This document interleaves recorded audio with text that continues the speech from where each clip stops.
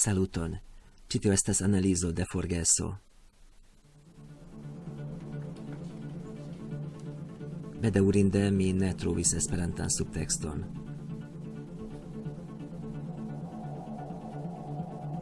Kio estas la historio de ĉi tiu sciencfikcia filmo?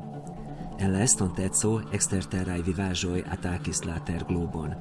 Homaro konkeris, sed la terglobo estas malpurigita. Oni planas forlasi la teron kaj movi al Titano, luno de Jupitero. Estas stranga duo viro kaj virino, kiuj vivas sur la pinto de la mondo. Jack, la viro, estas inĝeniero. Li riparas senpilotajn aviadilojn, kiuj ĉirkaŭe gardas kontraŭ la eksterteruloj, nomata kiel kadavromanĝuloj.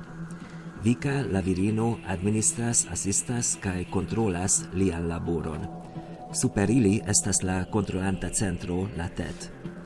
Intertempe savboato de kosmoŝipo falas el la ĉielo. Senpilota aviadilo atakas ĝin kaj nur unu virino postvivas. Kaj poste Jack ekscias, ke ilia laboro eĉ ilia tuta mondo estas mensogo.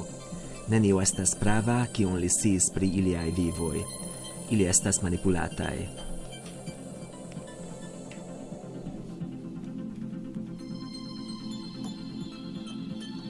Pri kio estas vere ĉi tiu filmo? Estas facila metodo, ke oni vidas la bildojn kaj eventojn de la filmo kiel ies sonĝo. Uzante tiu metodo vere ne gravas, kio estas la nuna scenejo de la filmo. Nur tio gravas, kio kaj kiel okazis. La scenejo povas esti malnova aŭ praa historia scenejo, ĝi povas esti moderna, nuntempa scenejo, sciencfikcia, fabela, fantasta aŭ vizia scenejo kaj tiel plu. La scenejo nur precizigas, kiuj fenomenoj povas aperi en la filmo. En malnova historia scenejo ne povas esti modernaj aĵoj. Nuntempa moderna scenejo ne povas havi inteligentajn maŝinojn. En historio okazanta en kosmo ne aperas drakoj, feinoj kaj sorĉistoj. La samaj abstraktaj fenomenoj povas esti bildigitaj en pluaj malsamaj scenejoj. Kio vere gravas, tio estas la sentoj rezultitaj en ni, en la spektantoj de la filmo, aŭskultantoj aŭ legantoj de la rakonto. La fenomenoj de la artaĵo estigas en la spektantoj specifajn sentojn, eĉ senkonscie. La fenomenoj estas nur ekagiloj de sentoj, do la fenomenoj estas simboloj. Verŝajne la psiko, la menso, havas internan pensmanieron, kiu estas bazita sur simboloj. Tio estas specifa metodo de prezentado de sciaĵoj.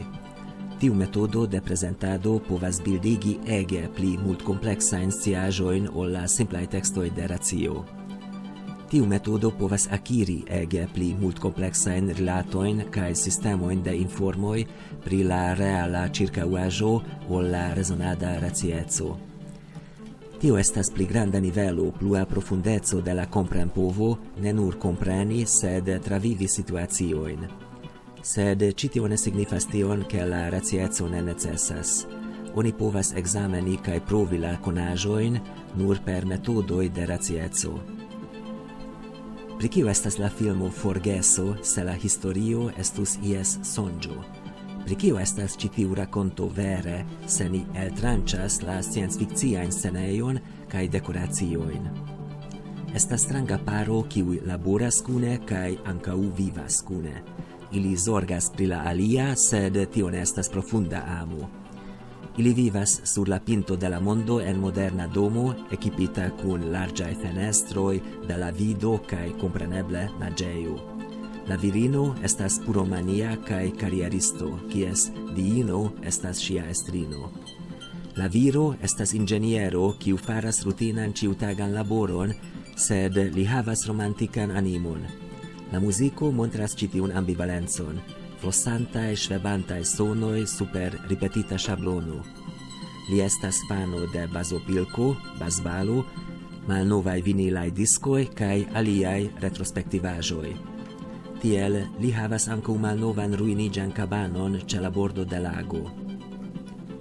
Se ingeniero de nia nuntempo laboras en tre moderna laborejo per tre modernaj iloj kaj reparas tre modernajn maŝinojn, aparatojn, plue li vivas en tre luksa, moderna domo, li vere povas senti kiel li estus en sciencfikcian historion. Do la filmo prezentas bildojn kaj sentojn de la vivo de riĉaj homoj de nia nuntempo. Kaj la viro pensas ke ĉi tiu vivo estas tro artifika, fikcia, tro senviva, tro senspirita. Li ŝatas, serĉas, kolektas aĵojn, kiuj havas spiriton, kaj li ĉirkaŭigas sin kun ili. Videble li sentas ke ĉi tiuj aĵoj havas la valoron kaj donas al vivo veran profundecon, kaj li pensas ke ilia kuna ĉiutaga vivo kaj laboro estas malprofunda. Kia estas la vivo de riĉaj homoj spektante tra la okuloj de la ĉefrolo inĝeniero Jack? En ilia rondo ĉiuj aspektas kiel klonoj, kiuj faras la saman tedan taskon, ne havante homajn distingajn ecojn. Ĉiuj aspektas nur kiel la aliaj. Al ili la malriĉaj homoj aspektas kiel kadavromanĝantoj, predantoj, kiel ili apartenus el eksterterana planedo kun atakantaj intencoj sturmi la ĉielan Elizeon de la superaj klasoj. Kio estas tio, kion tiuj riĉaj personoj vere faras? Ili suĉas la rimedojn kaj krudaĵojn de tero, ĝis la tuta terglobo estos dezerto, kaj ili esperas, ke ili povas movi antaŭen al alia planedo por priradi.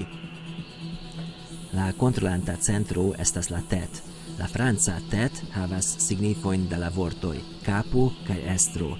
Tiel la gvidantoj vivas malproksime de la polva tero, preskaŭ en la ĉielo. Estas franca esprimo malalatet, kio signifas kapdoloron. La mal signifas doloron, sed ankaŭ la vortojn malbona, malvirta, peka. Kaj oni povas vidi, ke estas io tre malbonega en la kapo de la gvidantoj de la terglobo en ĉi tiu filmo. La gvidantoj kontrolas la policanojn, la robotosimilajn maŝinajn leĝo-plenumantojn. La gvidantoj, geestroj ne havas homajn sentojn. La sola grava afero estas la efikeco por atingi iliajn celojn. Ili havas artefaritan malsinceran voĉon kaj ilia tuta ekzisto estas bazita sur mensogoj.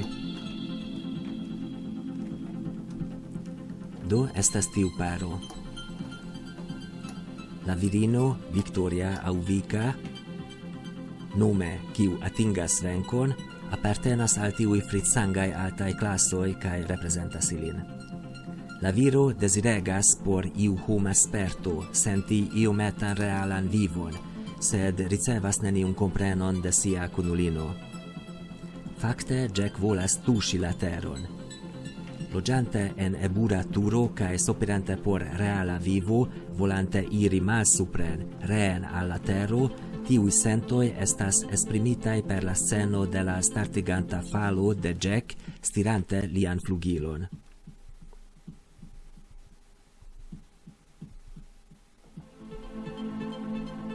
Oni povas vidi la filmon kiel nuntempa historio de viro. Jack laboras al granda korporacio. Li reparas kompleksajn robotosimilajn maŝinojn. La virino Vika administras, asistas kaj kontrolas lian laboron. Ŝi havas tre modernan kaj luksan domon ekipita kun larĝaj fenestroj, bela vido kaj naĝejo. Eblas, ke la originala loko estis en Novjorko, kaj la loĝejo estas en Ĉielskrapanto.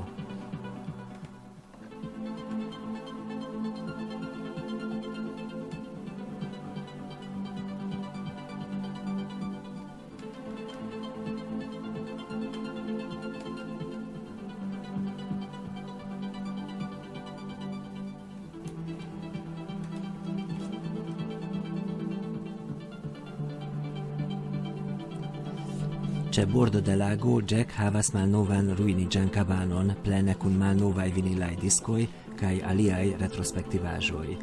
Eblas, ke li devas uzi tunelon irante al la kabano.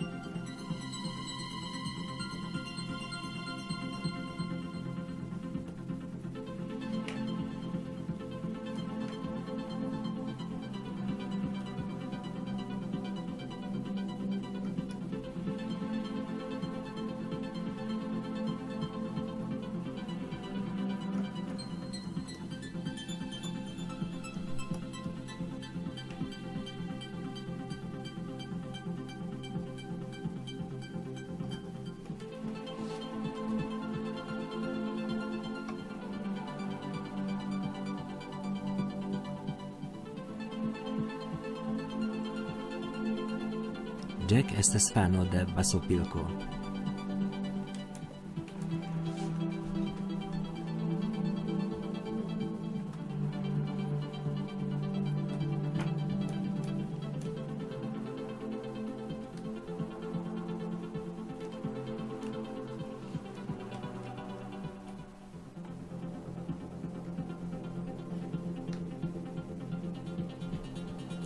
Jack laboras al granda corporacio kaj foje li kaj Vika ekstartis kunvivi. Ili ŝatas unu la alian, tamen tio ne estas profunda sento. La virino estas iome frida, senpasia. La geriĉuloj malŝatas la simplajn homojn kaj opinias, ke ili estas kadavromanĝantoj, predantoj, kiuj volas ataki ilian paradisan mondon. La geriĉuloj sentas, ke la simplaj homoj estas kiel eksterteruloj. Kaj foje subite aperas Julia. Romeo kaj Julia, la teatraĵo de Shakespeare, rakontas pri ega amo, do la rolulino de amrakonto de Jack subite aperas. Eĉ la inicialoj de iliaj nomoj estas la sama. Se ni spektas la filmon per pli profunda atento, ni povas vidi, ke Jack kaj Julia havis kunan estintan historion. Ili tre bone konis unu la alian, plue ili estis geamantoj. Sed Jack eklaboris ekde 5 jaroj, kaj tiu laboro estas kiel memoro-viŝanta cervolavado. La malnovajn memorojn de Jack nur malrapide reaperas. Tiu virino estis lia vera amo. Oni povas vidi kiel Julia reaperas en la vivo de Jack. Jack sopiras, sonĝas kaj revas pri pli profunda vivo. Kaj foje li aliras al Empire State Building al ĉiasklapanto de Novjorko. Tie estis li kaj Julia. Ĉi tio estas kiel voksigno. Poste Jack iras al sia kabano kaj denove revas pri vivo, kiu havas profundecon kaj spiriton. Kaj foje aperas Julia en savboato kiel savonto de Jack. Al Jack, Julia simbolas la tutecon kaj profundecon de la vivo. Videble, Julia estas fremdulino. La gvidantoj kaj la policanoj rigardas ŝian kompanion kiel malamikoj, kontraŭuloj. Jack savas Julian. La situacio estas la sama kiel la kompanio elvenus el Meksiko, eble en eta boato, eĉ savboato, kiel kontraŭleĝaj enmigrintoj. Pli grave, simplaj homoj ne konsentas prirabi la terglobon. Ili volas halti la detruantan ekonomion, kio pliriĉigas pleje la malmultajn riĉulojn. Do la gvidantoj opinias pri la simplaj homoj, ke ili estas kontraŭuloj de la riĉula vivmaniero. Miaopinie, forgeso estas vera frapeto al nia moderna vivo.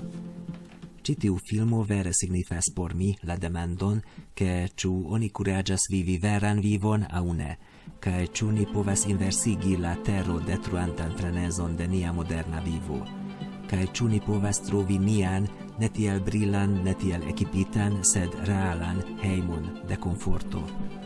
Kaj la titolo Forgeso demandas nin, post la memoro-viŝanta cervolavado de nia ĉiutaga rutino, ĉu nia animo ankoraŭ povas memori nian veran esencon de la homa ekzistaĵo kaj vivi realan vivon. Estas tio nur sonĝo aŭ povas realiĝi? Jack estas la nomo de heroo de multaj anglaj fabeloj, do Jack estas la heroo.